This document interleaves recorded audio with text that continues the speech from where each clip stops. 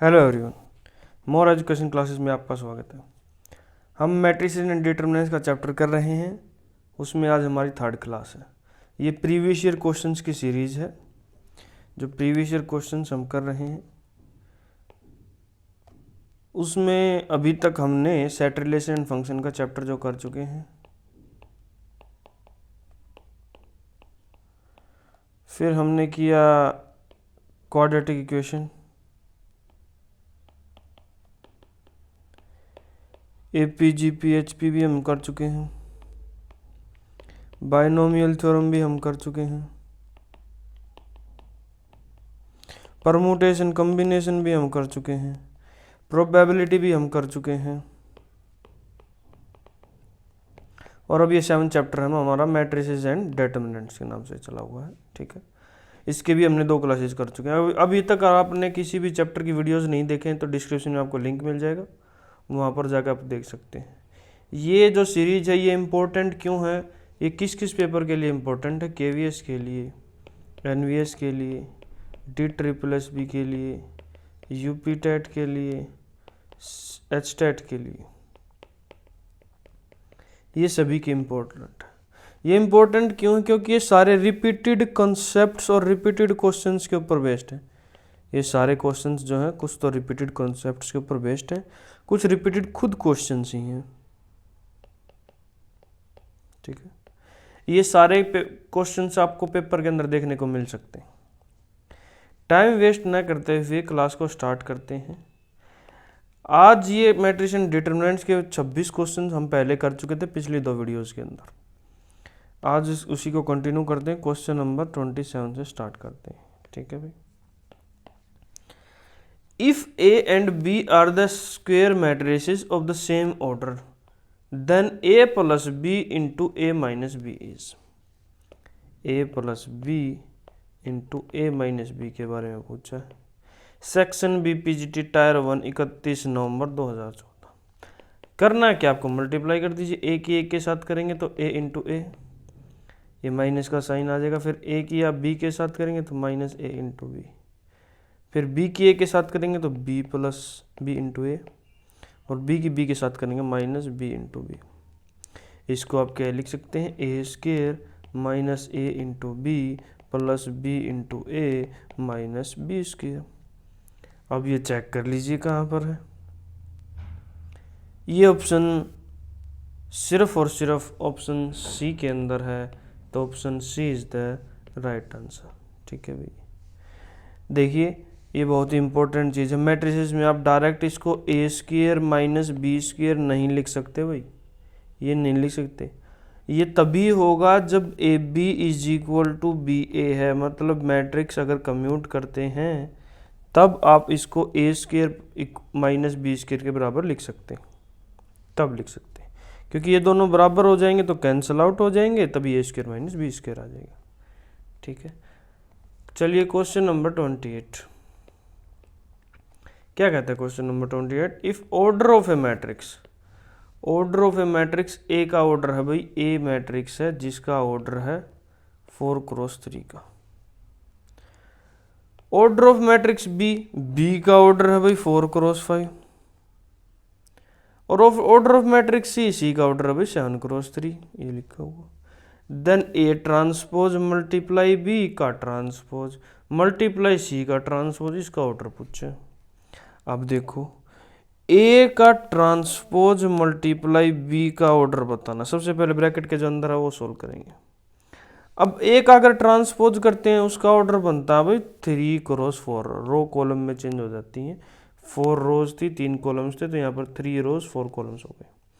अब इसकी मल्टीप्लाई करनी है B के साथ, 3 क्रॉस 4 की मल्टीप्लाई होगी 3 क्रॉस 4 का जो ऑर्डर है मैट्रिक्स उसके साथ मल्टीप्लाई करनी है B मैट्रिक्स इसका 4 क्रॉस 5। तो A का ट्रांसपोज क्रॉस B का ऑर्डर क्या आ जाएगा हमारे पास? ऑर्डर आ जाएगा भाई 3 क्रॉस 5। ठीक है, बिल्कुल आसान है। अब अगर A का ट्रांसपोज क्रॉस B का अगर हम ट्रांसपोज कर देते हैं तो उसका ऑर्डर क्या आ जाएगा? रो कॉलम इंटरचेंज होंगे 5 क्रॉस 3। अब अगर C का ट्रांसपोज, देखिए इस क्वेश्चन के अंदर पूछा C के ट्रांसपोज के साथ मल्टीप्लाई, तो C का ट्रांसपोज का ऑर्डर क्या आ जाएगा? रो को कॉलम में इंटरचेंज कर देंगे तो सी के अंदर थी 7 क्रॉस 3, तो 3 क्रॉस 7 में आ जाएगा। अब ऑर्डर हमें बताना है ए का ट्रांसपोज क्रॉस प्रोडक्ट है बी के साथ, उसका होल का ट्रांसपोज क्रॉस प्रोडक्ट है सी के ट्रांसपोज के साथ। ये देखिए, ये एक तो ऑर्डर ये रहा और दूसरा ऑर्डर ये रहा, इन दोनों की मल्टीप्लाई करने पर कितना ऑर्डर का आएगा, डायरेक्ट आप लिख दिए 5 क्रॉस 7 का आएगा। बिल्कुल आसान है, option D is the right answer. ठीक है भाई। Question number 29। अब क्वेश्चन नंबर 29 के अंदर क्या है, ए एक मैट्रिक्स है ए आई जे की फॉर्म में, 2 क्रॉस 2 का है और इसके एलिमेंट इस फॉर्म में है ए आई जे, इस फॉर्म में ए इनवर्स हमें बताना है। ए मैट्रिक्स है जिसके अंदर एलिमेंट A11, A12, A21 और A22 ये एलिमेंट है भाई, और ए आई जे इसकी फॉर्म में है, ये गिवन है पेपर के अंदर। तो A11 अगर हम निकालेंगे तो कहाँ आएगा, A11 आई इक्वल टू जे में पुट करेंगे, आई इक्वल टू जे में पुट करेंगे तो यहाँ पे पुट करेंगे 1 का स्क्वायर माइनस 2 इंटू 1, तो 1 माइनस 2 कितना आ गया भाई -1। अब अगर A12 निकालेंगे तो 1 नॉट इक्वल टू 2 है तो यहाँ पर आ जाएगा 1 plus 2 is equal to 3। A21 भी यही आ जाएगा 2 प्लस 1 इज इक्वल टू 3, और A22 के लिए यहाँ पर पुट होगा भाई, A22 के लिए यहाँ पर पुट होगा क्योंकि I इक्वल टू जे के, तो 2 का स्क्वायर माइनस 2 इंटू 2, तो कितना आ गया भाई 4 माइनस 4 इज इक्वल टू 0। अब ए मैट्रिक्स आपके पास आ गया जिसके अंदर एलिमेंट है -1, 3, 3 और 0। अब इनवर्स निकालने के लिए आप क्या करते हैं, ए का अगर हम इनवर्स निकालें तो क्या करेंगे, adjoint of A divided by determinant of A. अब इसका अगर आप डिटरमिनेंट निकाल लेंगे तो इसका इसके साथ प्रोडक्ट माइनस इसका इसके साथ प्रोडक्ट, तो -1 -9 कितना हो गया भाई, सॉरी G1 की 0 के साथ मल्टीप्लाई करें 0, अब यहाँ पर -3 3 9, तो कितना आ गया भाई -9 आ गया डिटरमिनेंट। अब एडजॉइंट ऑफ ए, ये तो आ गया डिटरमिनेंट 9, तो -1/9 से मल्टीप्लाई होगा। अब एडजॉइंट ऑफ ए निकालने के लिए क्या करते हैं, मैं एक डायरेक्ट फार्मूला बताता हूँ, इनको तो इंटरचेंज कर दीजिए, जो डायगोनल के ऊपर प्रिंसिपल डायगोनल के ऊपर इनको इंटरचेंज कर दीजिए, इंटरचेंज किया 0 और -1, इनका साइन चेंज कर दीजिए, इनका साइन चेंज करें, ये एडजॉइंट ऑफ ए निकल आता है आपको। अब माइनस अगर कॉमन लेंगे यहाँ से या फिर इसको माइनस को अंदर मल्टीप्लाई करेंगे तो मैट्रिक्स बन जाएगा आपका 1/9 0 3 3 और 1, ये मैट्रिक्स बन गया भाई। अब चेक कर लीजिए, ये सिर्फ और सिर्फ ऑप्शन सी के अंदर ही है, तो option C is the right answer, PGT 2004।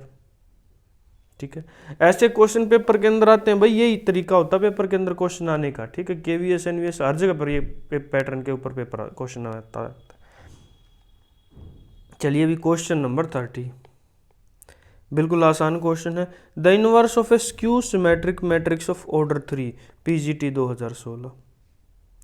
अब स्क्यू सिमेट्रिक मैट्रिक्स होता क्या है, स्क्यू साइमेट्रिक मैट्रिक्स क्या होता है भाई,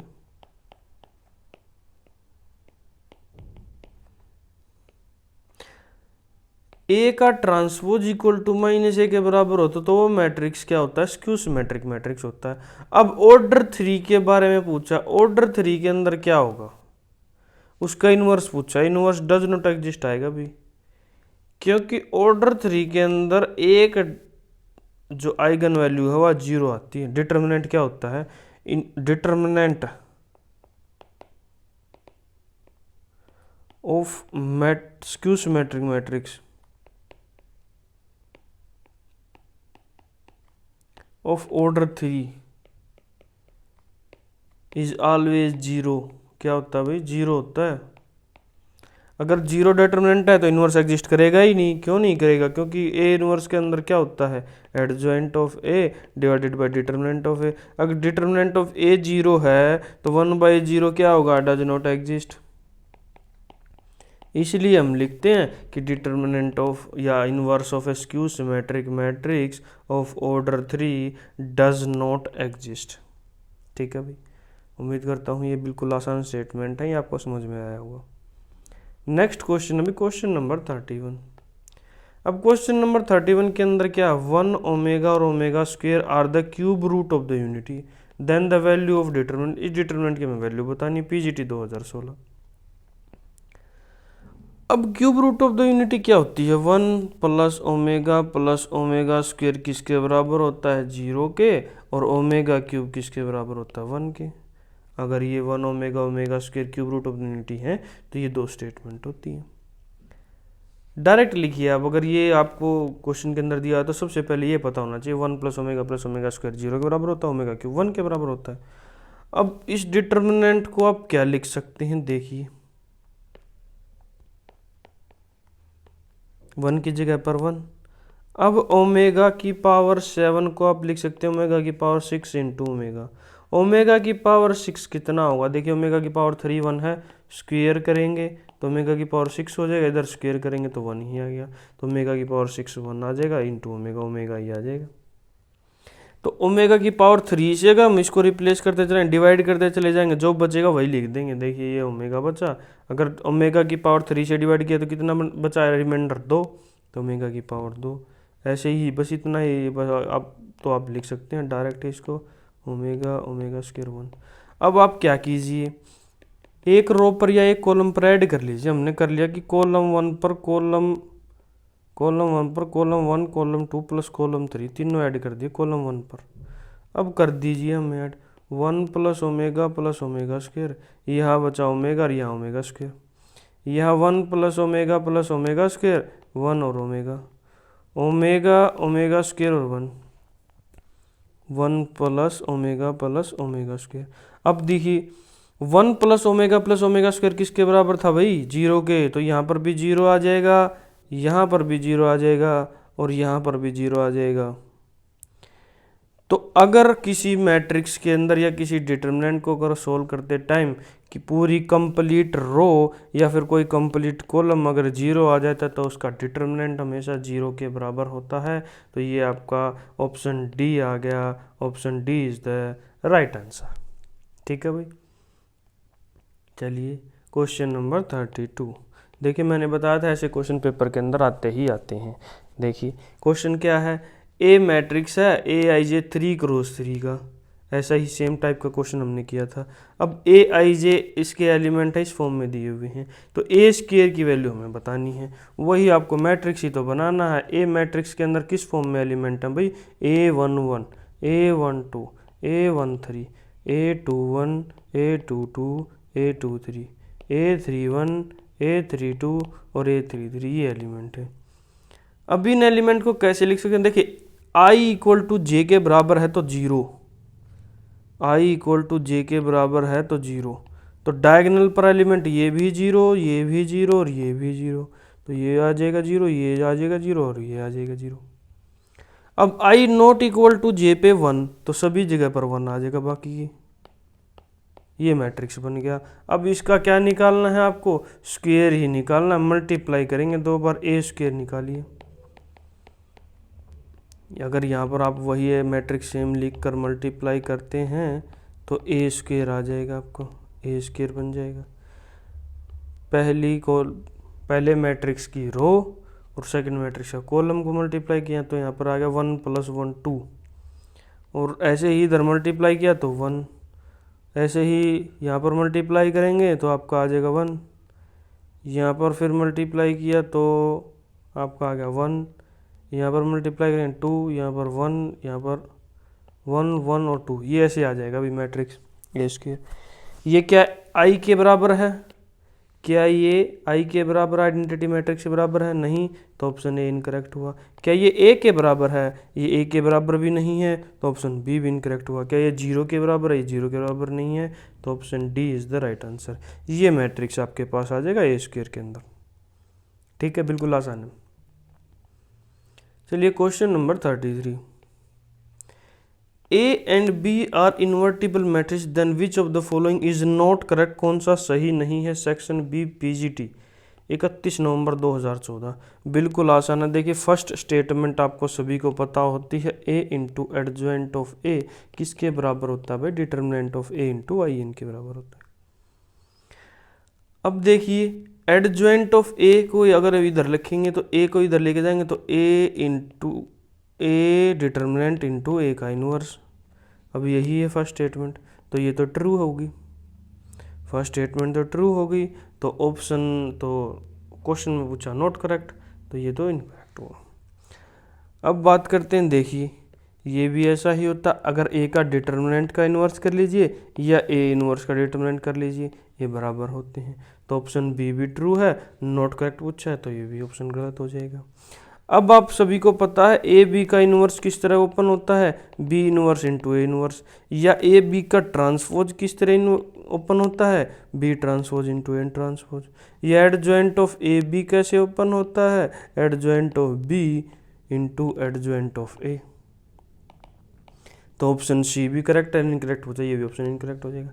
अब डी आपके पास बचा ऐसा ऑप्शन जो प्रूफ नहीं हुआ, बाकी तीनों तो आपके पास ट्रू स्टेटमेंट बच गई, तो ये आपका आंसर हो जाएगा नॉट करेक्ट पूछा है, option D is the right answer. ठीक है भाई, चलिए नेक्स्ट क्वेश्चन, अभी क्वेश्चन नंबर 34। अब ऐसे क्वेश्चंस के लिए मैं एक डायरेक्ट ट्रिक बताऊंगा। If A B C are the angles of a triangle then the determinant solve करना हो किसके बराबर होगा, सेक्शन बी पीजीटी टायर 1 31 नवंबर 2014। देखिए ऐसे क्वेश्चंस को मैं डायरेक्ट सोल्व करना बताऊंगा, कैसे करेंगे, एक ए और बी और सी ये तीन एंगल्स हैं ट्रायंगल्स के, तीनों बराबर रख दिए हमने, और बराबर भी रख दिए और किसके इक्वल भी रख दिए, 60 के इक्वल भी रख दिए भाई। अगर ट्रायंगल्स के एंगल्स हैं तो प्रूफ हो गया, तीनों बराबर हो गए, और तीनों बराबर हो गए, तीनों का ऐड भी 180 होगा, तो ये एंगल्स ट्रायंगल्स के एंगल हो गए। अब इनको पुट करना है आपको, cos 60 की वैल्यू पुट कर दीजिए, cos 60 की वैल्यू होती है 1/2 1/2 1/2 -1 1/2 1/2 1/2 -1, ये मैं डिटर्मिनेंट आ गया आपको।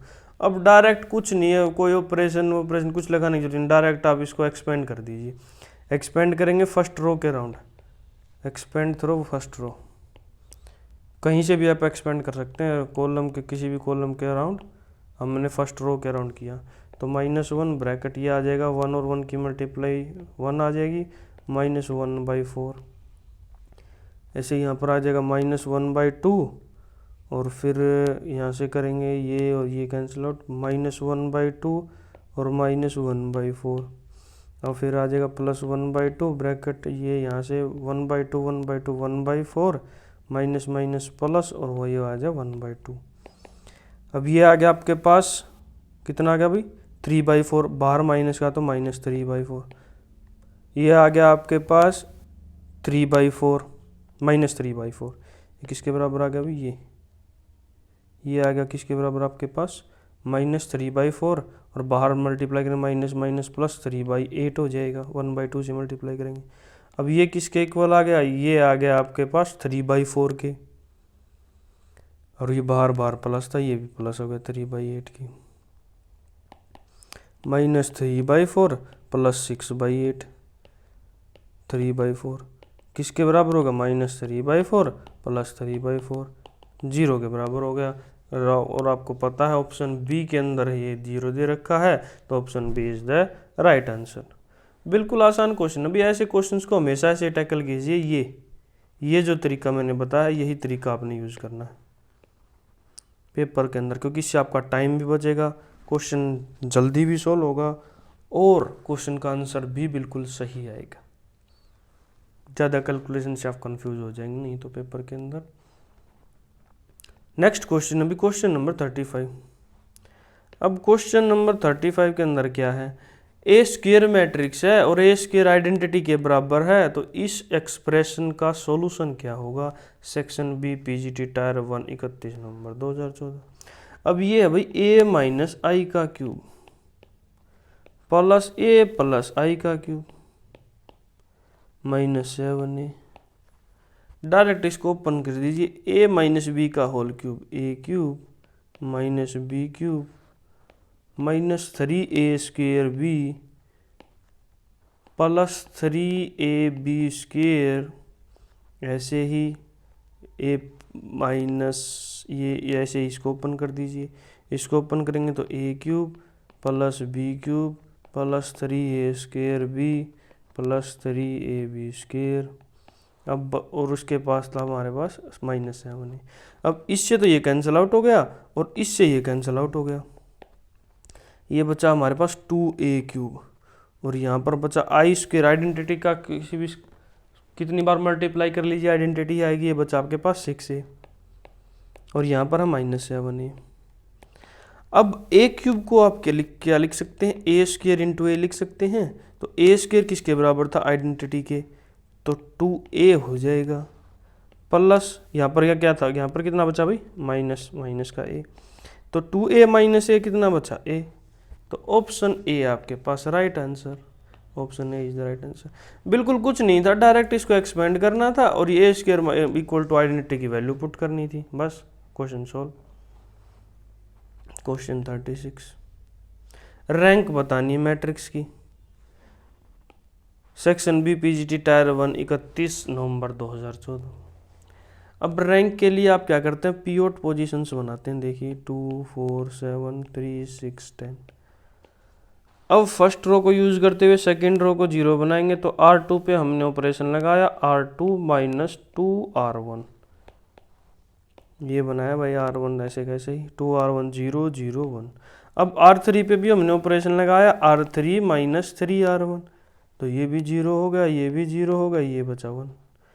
अब हमने R3 पे इस मैट्रिक्स की R3 पे हमने ऑपरेशन लगाया, R3 माइनस R2, तो ये 0 हो जाएगा। तो पीओट पोजीशंस कौन कौन सी आ गई, एक तो ये आ गई और एक ये आ गई, तो 2 ही आ गई। तो रैंक ऑफ ए कितना हो जाएगा, अगर ये ए मैट्रिक्स के बराबर है तो रैंक इससे डिनोट होती है, रैंक ऑफ ए किसके बराबर हो जाएगा, 2 के। रैंक ऑफ ए कितनी आ जाएगी भी 2, तो option B is the right answer.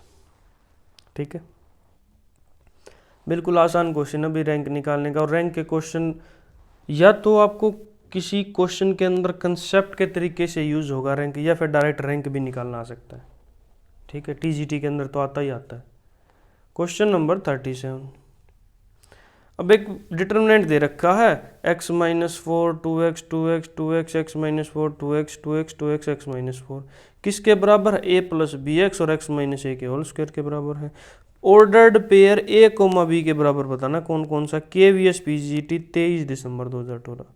देखिए एक आसान तरीका बताऊंगा ऐसे क्वेश्चंस को हम सोल्व कैसे करेंगे। एक रो या एक कॉलम पे ऐड कर लीजिए, आपने देखा कि तीनों रो तीनों कॉलम में जो टर्म्स हैं वो सेम है, या तो एक रो पे ऐड कर लीजिए एक कॉलम पे ऐड कर लीजिए। हमने किया R1 पे ऐड किया, R1 को भी और R2 को भी और R3 को भी हमने ऐड किया, तो ऐड करने पर क्या बना, ये डिटरमिनेंट था, तो क्या बना भाई 2x और 2x कितना होगा 4x plus x 5x minus 4 बचा, यहाँ पर भी 5x माइनस 4 बना, यहाँ पर भी 5x माइनस 4 बना, R1 पे ऐड किया। तो बाकी तो R2 और R3 ऐसे ही ऐसे ही लिख दो, ऐसे कैसे ही लिख दिया आपने। अब एक चीज़ का ध्यान करना, R1 में से देखो तीनों टर्म्स सेम है, तो R1 में से हमने कॉमन ले लिया 5x माइनस 4, कॉमन ले लिया तो मैट्रिक्स बना 1 1 1 2x x minus 4 2x 2x 2x और x माइनस 4। अब देखिए ये किसकी फॉर्म में है, ये a प्लस बी एक्स की फॉर्म में नहीं है। ठीक है, अब देखिए कंपेयर करेंगे तो b के साथ x के साथ क्या है b, और यहाँ पर x के साथ क्या 5, तो b की वैल्यू आएगी 5। अब a जो कांस्टेंट है वो a की वैल्यू है -4, a is equal to -4, a की वैल्यू -4 और b की value 5 -4, 5, option D is the right answer. ऐसे क्वेश्चंस को आपको कंप्लीट सोल्व करने की ज़रूरत ही नहीं है, आपने जो कॉमन लिया ना वहीं से पता चल जाएगा आपको। देखो ये जो पेयर्स थे हमने निकालने थे, हमें यहाँ से तो अगर और भी कंप्लीट सोल्व करें तो कन्फर्मेशन मिल जाएगी a की वैल्यू आपके पास -4 आ रही है, बट यहाँ पर हमने सिर्फ इतना ही सोल्व करने से पता चल गया कि a और b की हमें वैल्यू मिल रही है, वो है a -4 और 5। बस आप डायरेक्ट आंसर लगाइए, पेपर के अंदर इतना टाइम नहीं होता आपके पास। ठीक है, क्वेश्चन नंबर 38। अब क्वेश्चन नंबर 38 क्या बोल रहा है, ये डिटरमिनेंट है और इसके अंदर सोल्व करने पर हमें बताना 0 के बराबर है, और ABC हमें बतानी क्या है, PG PHP में TGT 2009। डायरेक्ट उठा के इसको एक्सपेंड कर दीजिए, या तो C3 के थ्रू एक्सपेंड कर दीजिए, C3 के थ्रू एक्सपेंड करेंगे हम, या फिर आप R1 के थ्रू R2 के थ्रू जहां से भी आप एक्सपेंड करना चाहेंगे एक्सपेंड कर सकते हैं। अब अगर हम C3 के थ्रू एक्सपेंड करेंगे तो A alpha plus B bracket ये जाएगा, तो इसके अंदर बचा हमारे पास इन दोनों की मल्टीप्लाई माइनस इन दोनों की multiply, B square alpha plus B C minus A C alpha minus B C. अब इसके थ्रू माइनस आ जाएगा आपका बी अल्फा प्लस सी, और इसके ब्रैकेट में आएगा ये जाएगा और ये जाएगा, तो ये इन A B alpha plus A C minus ये आएगा आपका A B alpha minus B square.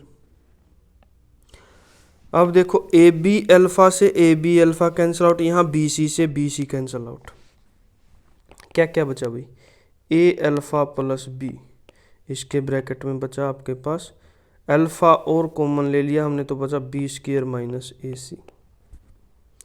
और यहाँ पर क्या बचा, माइनस को अगर हम अंदर लेके जाएंगे तो बी अल्फा प्लस सी, यहाँ पर बना बी स्क्वेयर माइनस ए सी। अब ये दोनों के अंदर कॉमन है तो ये दोनों से कॉमन उठा लीजिए,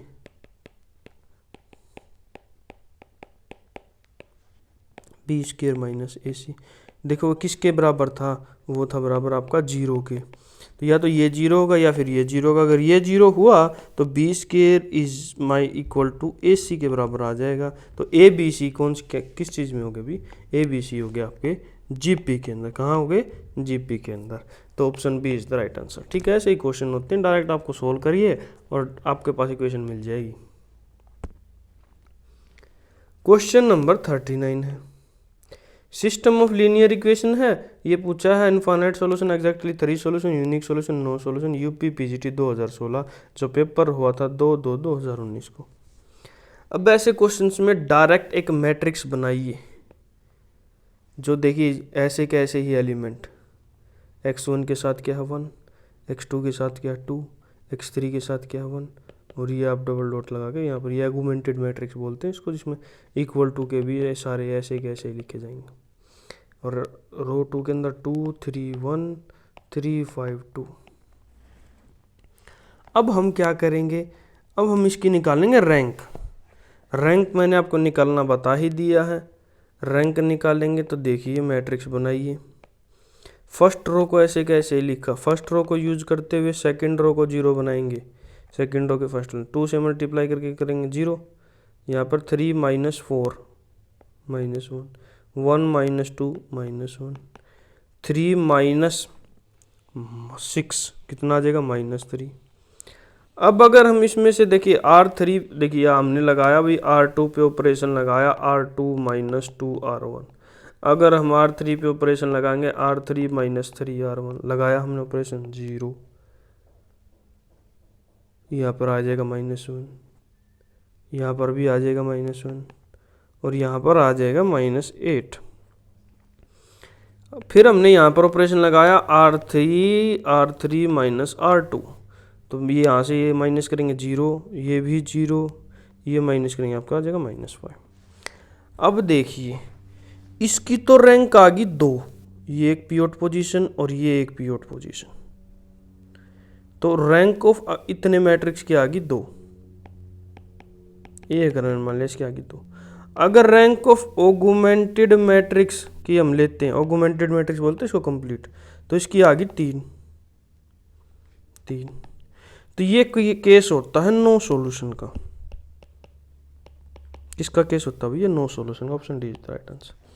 देखिए और भी इसके अंदर मैं कुछ बता देता हूँ। अगर ऐसा मैट्रिक्स आपके पास आ जाता है रैंक ऑफ ए, ये इतना मैट्रिक्स होता है, ए मैट्रिक्स अगर ये इतना मैट्रिक्स होता है, इसकी रैंक ऑफ ए अगर लेस देन है rank of augmented matrix A, ये मतलब ऑगुमेंटेड मैट्रिक्स इक्वल टू के बाद भी जो आते हैं उनको साथ में लेके ये जो मैट्रिक्स बनता है इसको हम बोलेंगे ऑगुमेंटेड मैट्रिक्स। अगर इससे कम आती है तो वो होता है नो सॉल्यूशन का केस। अगर इससे ज़्यादा आती है या बराबर आती है तो उसमें क्या होता है, 2 केस बनते हैं, एक तो इनफाइनाइटली मैनी सॉल्यूशन का और एक यूनिक सॉल्यूशन का, और एक आता है यूनिक सॉल्यूशन का। ये 2 केस बनते हैं।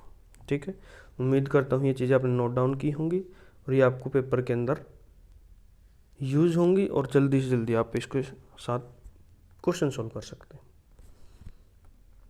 क्वेश्चन नंबर 40 है भाई, A and B symmetric matrix दिए हुए हैं, देन ए बी पूछा हुआ है सिमेट्रिक्स कब होगा, if and only P condition. UP PGT 2016 सभी को पता है ए बी सिमेट्रिक कब होता है, जब ए बी बी ए के बराबर होता। तो option A is the right answer. फिर भी मैं आपको प्रूफ के लिए बता देता हूं, ए सिमेट्रिक है तो ए ट्रांसपोज किसके बराबर हुआ, ए के। बी सिमेट्रिक है तो बी ट्रांसपोज किसके बराबर हुआ, बी के। अब ए बी पूछा सिमेट्रिक होगा कब, ए बी का अगर हम ट्रांसपोज करेंगे तो वो अगर ए बी के बराबर होता है तभी सिमेट्रिक होता है। अब अगर हम ए बी के ट्रांसपोज को ओपन करेंगे तो किस में ओपन होता है, B transpose into A transpose. अब बी ट्रांसपोज किसके बराबर था, बी के, और ए ट्रांसपोज किसके बराबर था, ए के, तो बी ए ये इक्वल टू आपका ए बी। अगर ये कंडीशन होगी ना तभी तो आपका सिमेट्रिक होगा ना, तो option A is the right answer. Question number 41। अब क्वेश्चन नंबर 41 क्या कहता है, ये डिटर्मिनेंट दिया हुआ है किसके इक्वल है, पीजीटी 2003। देखिए बिल्कुल मक्खन क्वेश्चन दिया हुआ है, बिल्कुल फ्री के मार्क्स वाला क्वेश्चन दिया हुआ है। अब अगर आप क्वेश्चन को पढ़ेंगे ना, क्वेश्चन को पढ़ेंगे तो आप कंफ्यूज हो जाएंगे कि 2 cos थीटा कहाँ कैसे एक्सपेंड करेंगे, कैसे करेंगे। बट एक चीज़ आप ध्यान से देखिए, क्या कि इसका लास्ट जो कॉलम है ना वो सारा ही तो जीरो है। अब किसी डिटरमिनेंट के अंदर या तो एक कंप्लीट कॉलम या एक कंप्लीट रो जीरो के बराबर है तो उसका डिटरमिनेंट कितना आता है, जीरो। पेपर के अंदर, हर पेपर के अंदर 1 या 2 क्वेश्चन ऐसा आता ही आता है जो आप जल्दबाजी में गलत करते हैं, नहीं तो बिल्कुल आसान क्वेश्चन होता है, वो क्वेश्चन ऐसे ही होते हैं। अगर आप इसको ध्यान से नहीं पढ़ेंगे तो आप इसको डिटरमिनेंट को सोल्व करने की स्टार्टिंग करेंगे, कोशिश करेंगे कि कहाँ तक हम इसको सोल्व कर सकते हैं। जब आपको यही पता मिल गया, डायरेक्ट ही मिल जाता कि एक कॉलम जीरो है तो आपका डिटरमिनेंट कितना आ जाएगा, जीरो। अब है भैया क्वेश्चन नंबर 42। अब ऐसे क्वेश्चंस को सोल्व करने के लिए मेरा एक बहुत ही डिफरेंट तरीका है। मैं हमेशा उसी तरीके का यूज़ करके पेपर के अंदर क्वेश्चन सोल्व करता हूँ, बिल्कुल आसान, बिल्कुल करेक्ट 100%, और बिल्कुल उससे ज़्यादा स्पीड से क्वेश्चन आपका होगा ही नहीं। देखिए कैसे करते हैं।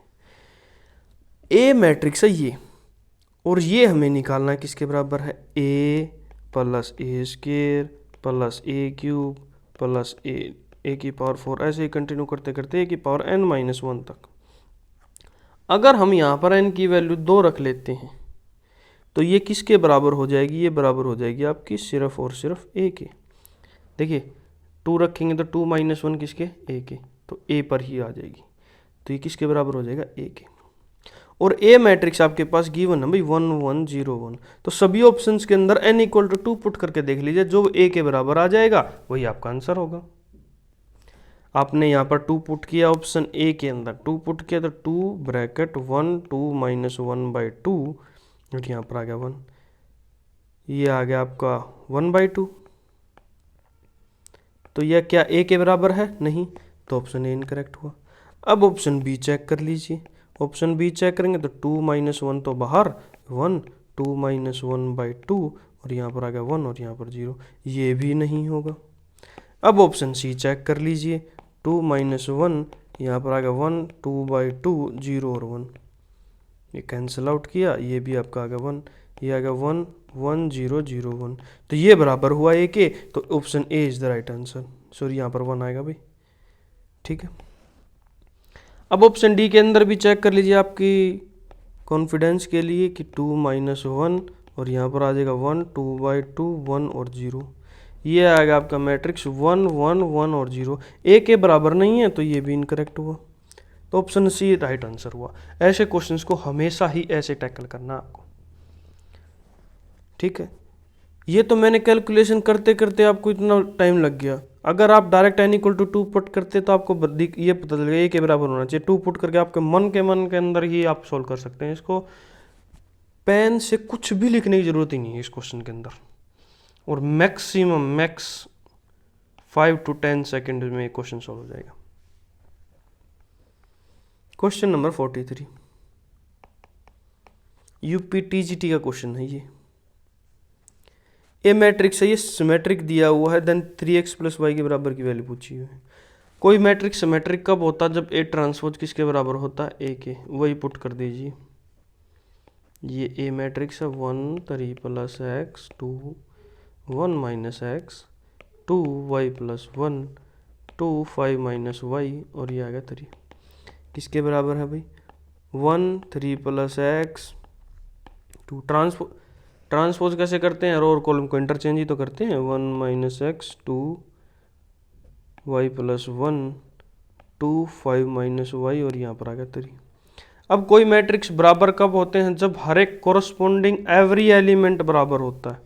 हर एक एलिमेंट बराबर होता है। देखिए 1 1 के बराबर है, तो 3 + x किसके बराबर होगा? 3 + x बराबर होगा भाई 1 - x के। अब बराबर पुट करने पर ये इधर आ गया, ये इधर चला गया, तो ये तो होगा 2x और ये होगा 1 - 3 कितना होगा? -2। तो x की वैल्यू आ गया आपके पास -1। ऐसे ही 2 2 के बराबर हो गए। अब 1 - x किसके बराबर है? 3 + x के। यही था। 2 किसके बराबर है? 2 के। और y + 1 किसके बराबर है? 5 - y के। y + 1 किसके बराबर है? 5 - y के। y को इधर लेके आए, कितना आ गया? 2y। 1 को इधर लेके चले गए 4, तो y की वैल्यू आ गया आपके पास 2। बस यही आप क्वेश्चन के अंदर पूछा हुआ था। 3x + y की वैल्यू पुट कर दीजिए। 3 × -1 + 2 -3 + 2 किसके बराबर आ गया भाई? -1 के। Option A is the right answer. ठीक है, ऑप्शन ए राइट। बिल्कुल बेसिक्स चीज़ें वही यूज होती हैं भाई क्वेश्चन के अंदर।